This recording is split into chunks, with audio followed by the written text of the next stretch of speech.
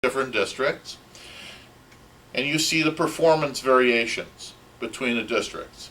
And then you could click down again, and you'll see the individual sales reps inside a district. And you'll see these performance differences. Now, the first thing you notice in this kind of dynamic, interactive environment is you've got 3 district managers that are actually doing something, and 4 are doing nothing. So if I was the regional, I'd be asking myself some questions right now. What's that guy doing? Golfing 3 days a week? So that's quite serious. You know, either they're supporting the program or they're not. And so you'd at least be asking yourself the question, what is the reason for the differential in engagement between districts? Then there's more detail that you can glean out of this. You start to understand the retailing organizations or dealers or resellers, as the case may be, that are in the program, and you see their performance, and you can make some of the same decisions. Who's supporting the line and who isn't? Then you get down to individuals, same story. And the interesting insight you gain as you go through the individuals is oftentimes when you just look at a high-level report, you might see 2 different individuals, and one has sold 175 units, and another has sold 160 units, and you're thinking these are about the same, right? And they're contributing the same volume, they're looking very similar to you. But through this system, you would know in about 3 clicks that one of those persons got 1 order for 175 pieces, and the other one has sold 50 different SKUs over a period of 90 days, and in fact knows the whole product line, is selling the product line well. And you might want to talk to that person to understand what they're doing that's got them so turned on. And you might want to talk to the other person and say, why are you know, what was the reason for the single success, and how could we help you be that successful every day? Those are the kinds of questions that when your field sales team understands what's going on, they're in a position to interact with their retailing organizations in real time and make a difference while the program's still running, not 90 days after it ends. Here we have another drill down where you begin to see the division by product line. So here about 7 different product lines are illustrated, and inside product line it goes all the way down to the SKU level. So you see SKUs and unit sales and so on.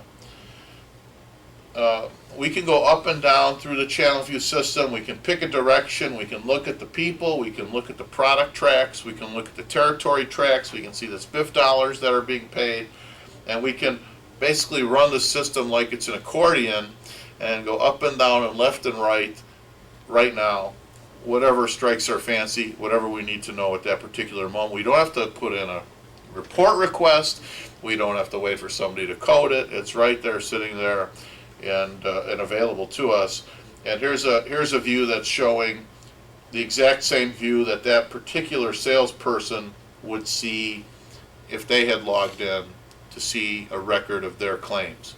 So you get very granular. You can see which units moved, what the spiff dollars were, when they were claimed, how they aggregate out into batches, and that level of detail.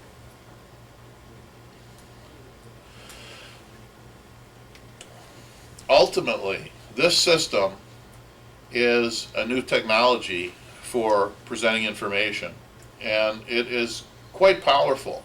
When you combine the channel view system with the full impact program development system, you have an end-to-end online environment that is very effective. The program is hitting all the right buttons and fulfilling all the right business goals. And so just a few minutes of your time as a client working with us can help us demonstrate very conclusively and concretely how this system can leverage information to great success. Thank you. Now, if I had attempted to do this, are you starting me? Jordan probably could do these in his sleep as well. Yeah, but he never uses them. No? No kidding. I use them quite often when I'm out in front of clients, and it's just.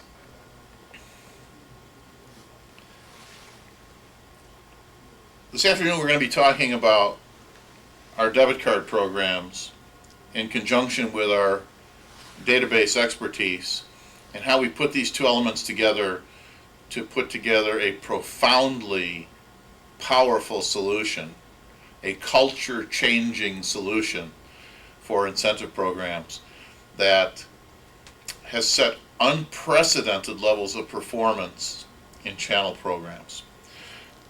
The history of channel programs, by the way, is that typically they've run months, a year, and then they've been changed or discontinued. Programs we're talking about have been renewed and renewed and renewed and renewed. I'd keep going, except it's hard to say renewed 7, 8, or 9 times in a row. But that's a fact. To be quite honest, of all of our clients in the last 10 years that have been involved with this type of program, fewer than 3% have discontinued running these programs. They're very, very successful. Let me explain why. First of all, in harmony with what we suggested in our introductory presentation on MTC, we are not in the business of running ho-hum programs. We're in the business of supercharging programs. And this is absolutely the way to go about it. But before we get into that even more specifically, let's talk about what are some of the problem areas or challenge areas that occur in a channel environment. There's a lot of inertia in a channel. There's a lot of inertia in the way people run their business life. Trying to get people off the dime to do something new and different is always difficult. So the idea that your channel could be stuck in a rut wouldn't be surprising. The fact that your competitors might be jockeying for position with you, maybe even forging ahead, very real issue. The market itself, depending on the year or the state of the economy, might be in a state of malaise. The environment is always uncertain. Sometimes there's too much inventory in a channel. Sometimes it's the end of your product life cycle. And we can't underemphasize the fact that even the sales force that you're trying to work through might be feeling rather inundated and undermotivated. So all of these things working together produce a fairly big obstacle to get people excited and motivated. Conquering negativity is a very real factor to think about. And when we pick this rather amusing example where people are jockeying for position and market share in a given market segment, well, it's a moving target. And just when you thought you were running dead even with your biggest competitor, all of a sudden out of nowhere comes some upstart, and next thing you know, they're breathing right down. You're getting ready to, frankly, crush you if they could. And that's the economic environment today.